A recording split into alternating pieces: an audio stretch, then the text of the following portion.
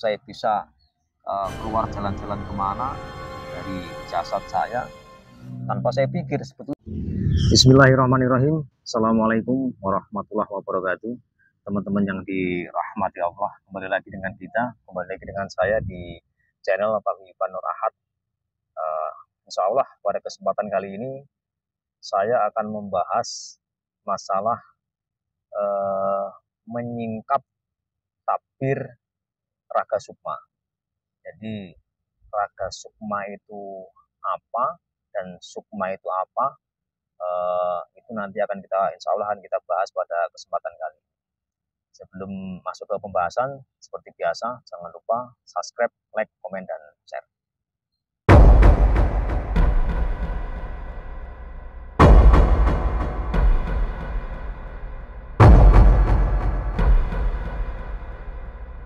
Oke, masuk ke pembahasan. Mungkin bagi teman-teman pelaku spiritual sudah tidak asing yang namanya raga sukma. Apa itu raga sukma? Jadi raga sukma itu bagi teman-teman spiritual pasti sudah memahami kalau raga sukma itu adalah salah satu ilmu tentunya mengeluarkan sukma seperti itu. Mungkin secara gampangnya pengucapan seperti itu. Cuman saya yakin masih banyak teman-teman pelaku spiritual sendiri itu tidak paham betul sebetulnya sukma itu apa. Kalau raga sukma itu sebetulnya sebutan ilmu. Sebutan ilmu itu namanya ilmu raga sukma seperti itu. Cuman sukma itu sendiri apa? Itu mungkin tidak banyak teman-teman yang tahu. Jadi sebelum masuk mengenai sukma itu sendiri apa, kita mengulas sedikit masalah ilmu raga sukma. Jadi ilmu raga sukma itu adalah ilmu mengeluarkan sukma dari dalam diri untuk bisa kita melihat situasi di luar atau kejadian di luar, di mana saja yang tentunya itu adalah lintas tempat ya. Jadi ibarat kita di sini kita melakukan raga sukma, kita bisa nyampe ke mana saja sesuai dengan keinginan kita. Ya tentunya juga itu masih di selingkupan area jangkauan kita. Dalam hal ini mungkin ya kalau orang Indonesia mungkin Indonesia kan gitu. Kalau mungkin luar sampai ke Asia ya mungkin bisa ada yang seperti itu. Cuman tidak banyak yang menggunakan untuk hal yang seperti itu. Maksudnya jarak yang terlalu jauh seperti itu. Mungkin itu saja pembahasan sedikit masalah raga sukma. Kita masuk ke sukma. Sukma itu sendiri apa?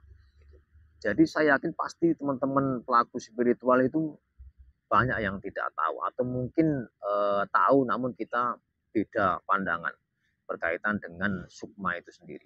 Jadi ada juga yang mengartikan kalau sukma itu adalah kolbu atau hati mungkin ya.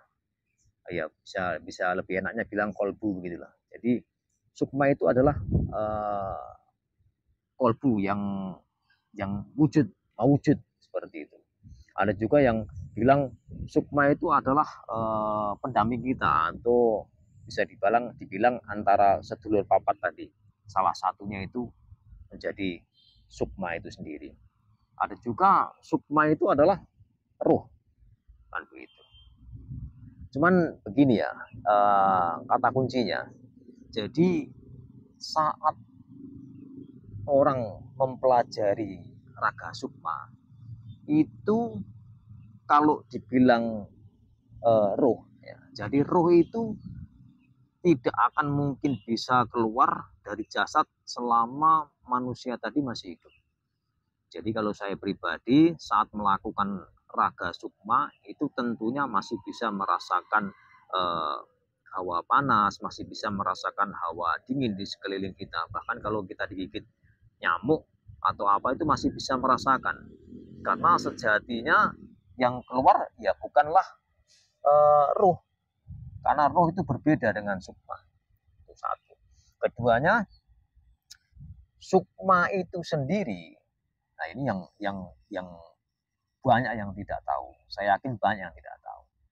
Bukan kok saya sok kepedean, tidak, tapi memang awalnya pun saya juga tidak tahu. Jadi saya tidak mau, awalnya saat saya belajar Raga Sukma itu tidak mau berpikir banyak, tidak mau terlalu mendalami masalah Sukma itu sendiri apa. Setahu saya yaitu ilmu Raga Sukma, namanya Raga Sukma, saya bisa keluar jalan-jalan kemana dari jasad saya tanpa saya pikir sebetulnya Sukma itu apa. Nah ini yang perlu dijelaskan ya. Jadi sukma itu sendiri sebetulnya tidak ada. Jadi sukma itu tidak ada. Untuk berkaitan dengan perangkat tubuh ya, perangkat tubuh. Itu sukma itu tidak ada. Untuk bisa menjadi sukma itu harus ada kolaborasi antara hati dan pikiran. Jadi kita ibaratkan kayak warna cat. Warna cat itu kalau seandainya kuning kita ketemukan biru, kita campur jadi satu, nanti dia akan menimbulkan, akan mewujud menjadi warna yang lain. Seperti itulah sukma. Jadi sebetulnya tidak ada. Jadi di dalam diri itu sukma itu tidak ada.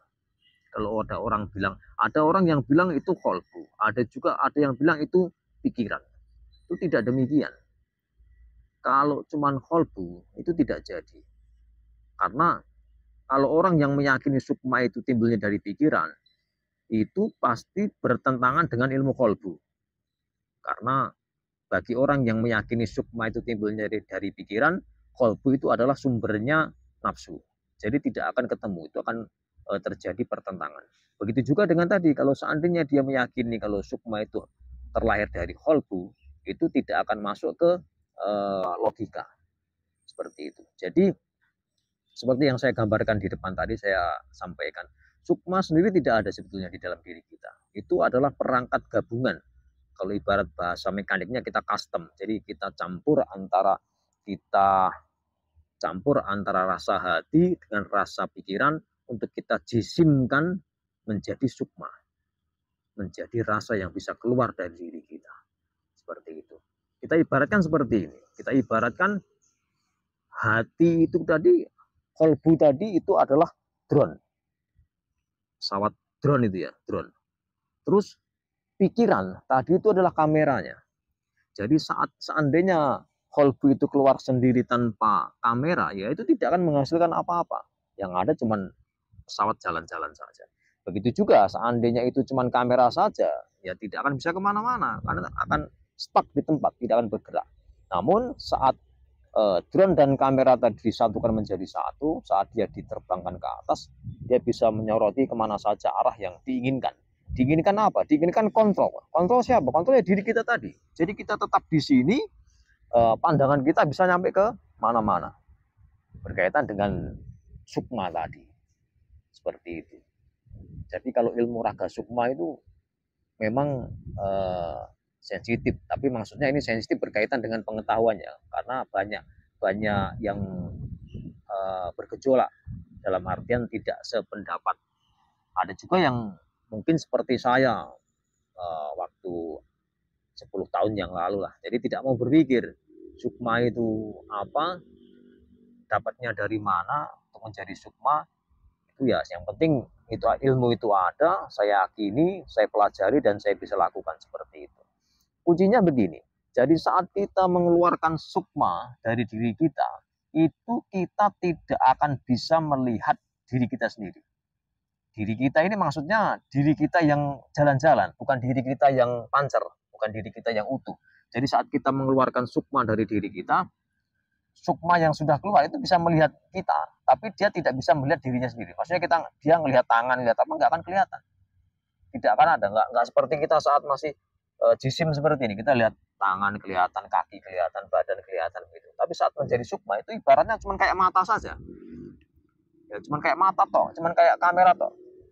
Kalau kita ngelihat jasad kita kelihatan. Tapi kalau saat mau melihat tangan atau apa berkaitan dengan sukma tadi tidak bisa. Seperti itu. Satu itu. Keduanya, kalau saya pribadi itu tadi seperti yang saya sampaikan. Saat raga sukma itu masih bisa merasakan apapun yang ada di area sekitar. Jadi kalau seandainya ada yang melakukan raga sukma terus kayak orang pingsan, diem secara nggak sadar, nggak, ya kayak orang misalnya begitulah. Itu ya, nah saya nggak tahu lah kebenarannya seperti apa. Namun yang saya pelajari tidak demikian. Karena yang keluar itu rasa, kolbu, dan pikiran. Itu dijisimkan, diwujudkan menjadi sukma tadi. Kalau seandainya nggak sadar itu berarti kan sudah lepas berarti. Maksudnya lepas itu berarti ya betul-betul sudah lepas, tidak bisa kontrol. Itu tidak masuk, saya tidak masuk akal kalau demikian. Karena yang keluar itu bukan ruh, kecuali kalau ruh yang keluar. Namun kalau ruh yang keluar ya tentunya tidak akan bisa masuk lagi ke dalam. Karena saat ruh keluar itu berarti ya berakhirnya kontrak dengan jasad tadi. Berakhirnya tugasnya di dunia tadi. Berarti itu bukti kalau orang tadi sudah meninggal. Seperti itu. Jadi mohon dipahami, raga sukma itu adalah nama ilmu. Jadi sukma sendiri itu sebetulnya di dalam diri kita itu tidak ada perangkat yang namanya sukma. Sukma itu bisa terwujud itu apabila dikalkulasikan antara rasa kolbu dan digabungkan dengan pikiran. Digabungkan menjadi satu, itu baru bisa menjadi sukma. Setelah bisa digabungkan menjadi satu, menjadi sukma, kita jisimkan.